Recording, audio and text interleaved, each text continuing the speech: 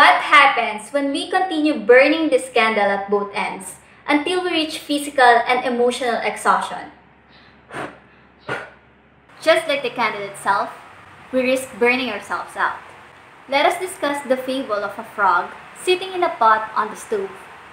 If the frog was dropped into a pot of boiling water, the frog would likely notice and try to escape. But when the frog is placed in a pot that is slowly approaching a boil, the frog will not notice until the water has already reached an unbearable heat. At this point, it is too hot for the frog to survive. Are you the boiling frog? Have you ever experienced a slow acceptance of the pressures around you until everything is just too much and you can barely cope? Stress has become one of the most serious health issues today, especially during this pandemic. So this is the time to start growing our tools in handling stress. Hi everyone, and welcome to Stress Resilience 101. In this video, I'm going to share the two different approaches that we can do to manage our stress. But first, let's define stress resilience. Stress resilience has deeper implication rather than stress management. This simply means effectively coping with stressors and returning to equilibrium or normal state quickly after the stress offset. It gives us the ability to adapt from the situation and bounce back from the stress that has happened and heal with hope. Now, let's define stress. Stress is the way you react both physically and mentally to changes, events, and situations in your life that make you feel threatened or upset your balance in some way. Stress is your body's way of responding to any kind of demand or threat. To have a fun representation of what this course is about, let's watch this video.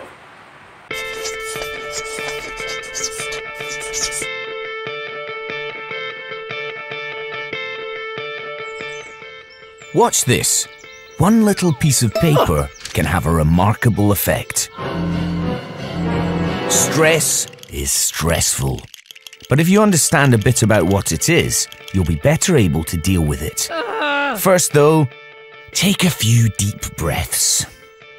In fact, do that anytime you feel stressed. It helps. Stress is a survival mechanism. When danger appears, it can get you out of trouble quickly. Your body crashes up the gears and throws all its resources into getting you moving. Your heart pumps furiously to increase blood pressure, glucose is sent to the muscles as a fuel injection, and you become totally focused on what psychologists call fight or flight. Thing is, this emergency state is only meant to last just long enough to get you out of danger. But here in the 21st century, we stress about different things, and for much, much longer. Your brain and body stay on red alert, and you'll be less able to think clearly, learn, or remember things. Take a few more deep breaths, because as you now know, stress is a physical reaction, and deep breathing helps to counteract its effects. So, what else can you do? Okay? Top tips to reduce stress. First, get plenty of exercise. Let out all that locked up energy. Now, back to the problem. Get in control. Scope out the situation and how you're going to tackle it. Don't stress alone. Talk to someone. Socialize. And have a laugh. You can't laugh and quake with fear at the same time. Get down with nature on a big or small scale. And if your mind won't stop worrying, give it something else to do instead. You see, we have a bad habit of associating stress as bad. But do you know that there is a thing called good stress? It is commonly known as eustress. Historically, stress was our friend. As we discussed in our Managing Your Mental Health course, it acted as a protective mechanism that warned us of danger. This is a natural reaction that told us when to run. This response is what we refer to as the fight or flight response, or the stress response. This response is the body's way of protecting us. When working properly, it helps you stay focused, energetic, and alert. In emergency situations, stress can even save your life, giving you extra strength to defend yourself. For example, from most car accidents, the adrenaline of stepping the brake as fast and hard as they could reportedly saved their lives from a car crash.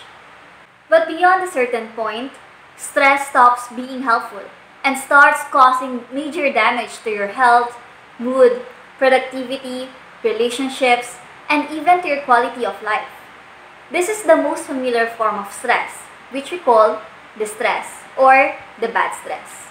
This is where we likely feel overwhelmed, oppressed, or out of control. This repetitive exposure of the stress response in our body is proven to lead to long-lasting psychological and physical health issues. These include cardiovascular disease, diabetes, anxiety, and depression. To put it simply, eustress are stressors which kicks you into an effective state, and distress are stressors that jeopardizes your health and safety. So, are you stressed right now? I bet all of us will answer yes. But it is important to be aware of the signs that we are being stressed out unhealthily. Let us know the symptoms of stress in this video.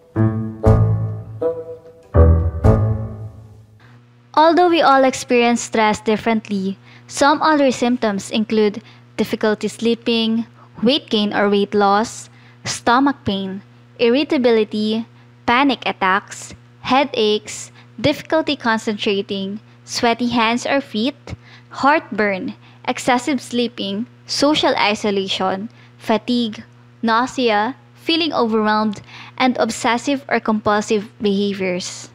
Knowing these symptoms, we also have different approaches to stress. We either get angry, we vent out, we want to break things, express our feelings. That's where we put our foot on the gas. Or, we opted to stay quiet, to bottle up our feelings. This is where the depressed state takes place. We put our foot on the brake, we stop fighting, and just run away from the situation. And lastly, we responded by unconsciously putting our foot on both. You were petrified. You are stuck and paralyzed by the situation. You want to do something, but you can't do anything. I'll be honest. These responses are not healthy. So, how should we respond instead? The answer is to keep still. Do not overspeed. Do not stop. Especially do not be confused. You may slow down, steer the wheel, assess the situation, and do the stress management tips so that the next time you encounter stress, you already know what to do. I have attached in this email our self-management exercise. So while we discuss this activity, you may pause this video to answer the item part by part. This will help you to create a stress management toolkit that you can use anytime you face stressful situations. Ready? First, understand your stress. How do you stress? It can be different for everybody. By understanding what stress looks like for you, you can be better prepared and reach for your stress management toolbox when needed. Second, identify your stress sources. What causes you to be stressed? Be it work, family, change, or any of the other potential 1,000 triggers. Stress management starts with identifying the sources of stress in your life. This isn't as straightforward as it sounds. While it's easy to identify major stressors such as changing jobs, unhappy with your work, going through relationship fights, and COVID-19, pinpointing the sources of chronic stress can be more complicated. It's all too easy to overlook how your own thoughts, feelings, and behaviors contribute to your everyday stress levels. Sure, you may know that you're constantly worried about work deadlines, but maybe it's your procrastination, rather than the actual job demands, that is causing the stress. So, list down the sources of stress you have in detail on our exercise file. And here we go again with journals. I recommend that you start to have a stress journal. This can help you identify the regular stressors in your life and the way you deal with them. Each time you feel stressed, keep track of it in your journal.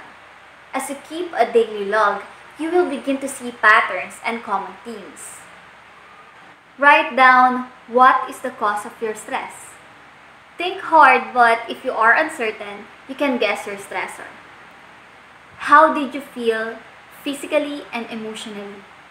Did you become exhausted? Tired? How did you respond to your stress? And what actions did you take to make yourself feel better? Third, you have to learn to recognize your stress signals. We all process stress differently, so it's important to be aware of your individual stress symptoms. What are your internal alarm bells? It could be headaches, stomach pains, or a combination from the above symptoms of stress. Fourth, recognize your stress strategies. What is your go-to tactic for calming down? These can be behaviors learned over years and sometimes aren't the healthy option. For example, some people cope with stress by self-medicating with alcohol or overeating. Fifth, implement healthy stress management strategies. It is good to be mindful of any current unhealthy coping behaviors so you can switch them out for a healthy option. For example, if overeating is your current go-to, you could practice meditation instead, or make a decision to phone a friend to chat through your situation. Sixth, make self-care a priority. When we make time for ourselves, we put our well-being before others. This can feel selfish to start, but it is like the airplane analogy. We must put our own oxygen mask on before we can assist others. The simplest things that promote well-being, such as enough sleep, food, downtime, and exercise, are often the ones overlooked. Remember, self-care is group care. And for the last one, ask for support when needed. If you're feeling overwhelmed, reach out to a friend or family member you can talk to. Speaking with a healthcare professional can also reduce stress and help us learn healthier coping strategies. While stress is an automatic response from your nervous system, some stressors arise at predictable times. Your commute to work, a meeting with your boss, or family gatherings, for example. When handling such predictable stressors, you can either change the situation or Change your reaction. When deciding which option to choose in any given scenario, it's helpful to think the 4 A's: avoid, alter, adapt, or accept. Avoid unnecessary stress. It is not healthy to avoid a stressful situation that needs to be addressed, but you may be surprised by the number of stressors in your life that you can eliminate. First thing we have to avoid is saying yes to everything. Learn how to say no.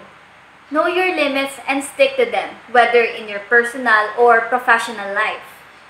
Taking on more than that you can handle is a surefire recipe for stress. Avoid people who stress you out. If someone consistently causes stress in your life, limit the amount of time you spend with that person or end the relationship. You can still love them from a distance. Take control of your environment. If the evening news makes you anxious, turn off the TV. If Instagram or Facebook makes you insecure, cut social media. If going to the market is an unpleasant chore, do your grocery shopping online. Pare down your to-do list. Analyze your schedule, responsibilities, and daily tasks. If you've got too much on your plate, drop tasks that aren't truly necessary to the bottom of the list or eliminate them entirely. If you can't avoid a stressful situation, try to alter it. Often this involves changing the way you communicate and operate in your daily life. Express your feelings instead of bottling them up.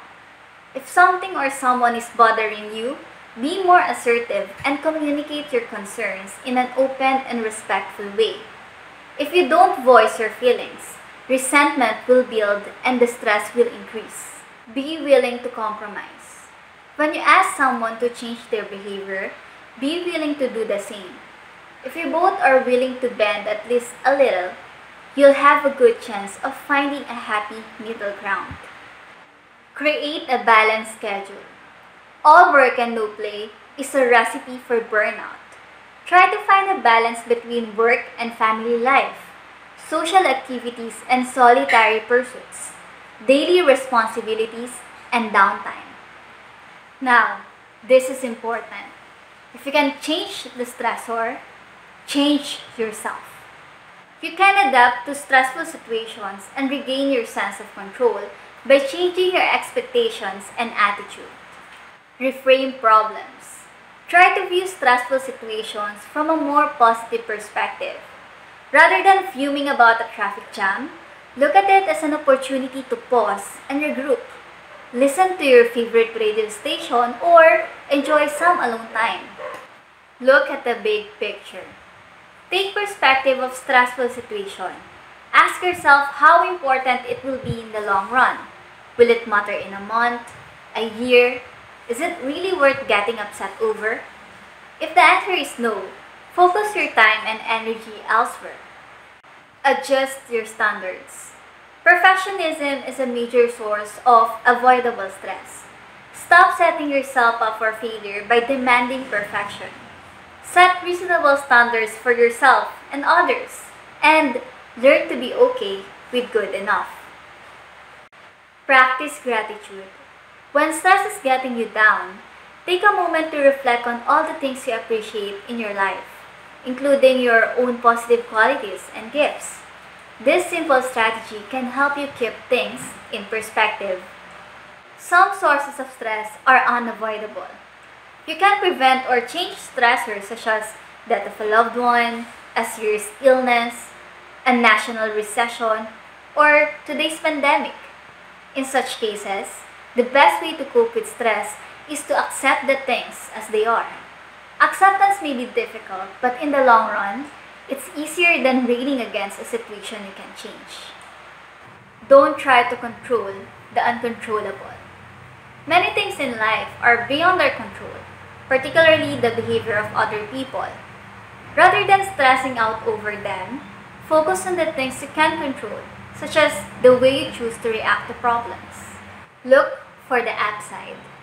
When facing major challenges, try to look at them as opportunities for personal growth. If your own poor choices contributed to a stressful situation, reflect on them and learn from your mistakes.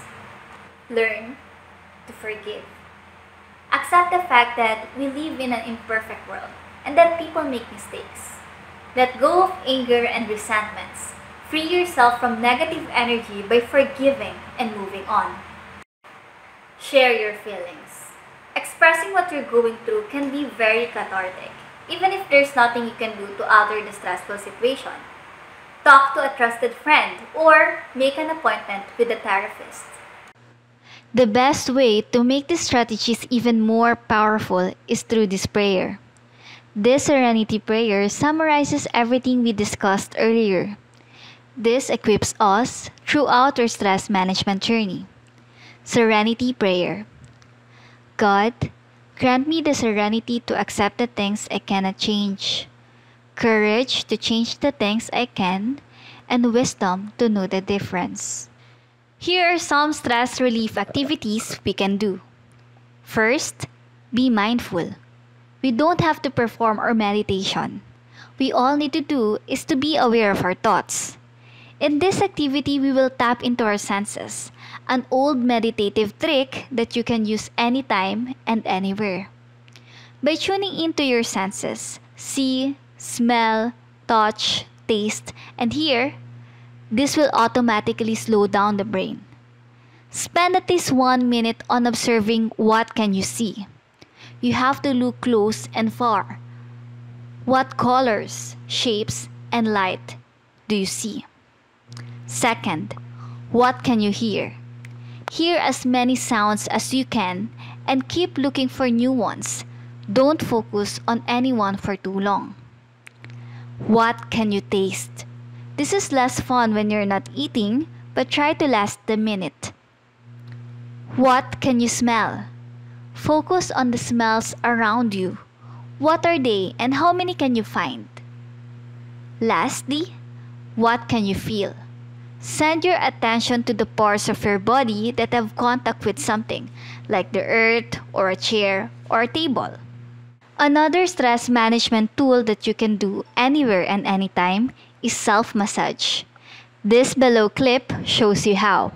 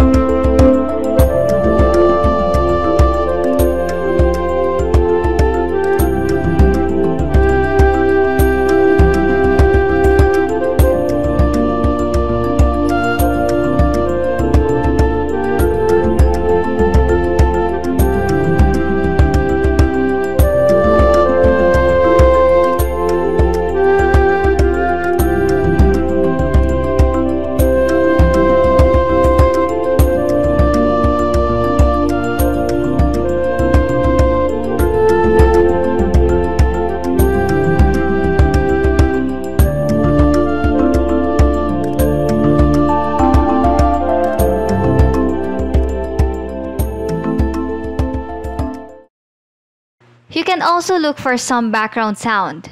You can search for relaxation music and experience the calming effects. There are a lot of relaxation music available in YouTube or Spotify. Personally, this helps me if I'm having trouble sleeping.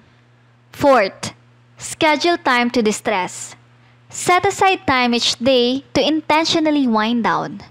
You may want to do the mindfulness meditation or relaxation tools we have discussed on the previous video.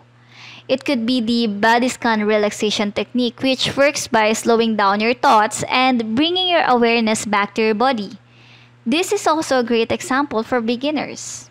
When you are strapped for time, this 5-minute deep breathing audio meditation is great for fast and effective stress relief.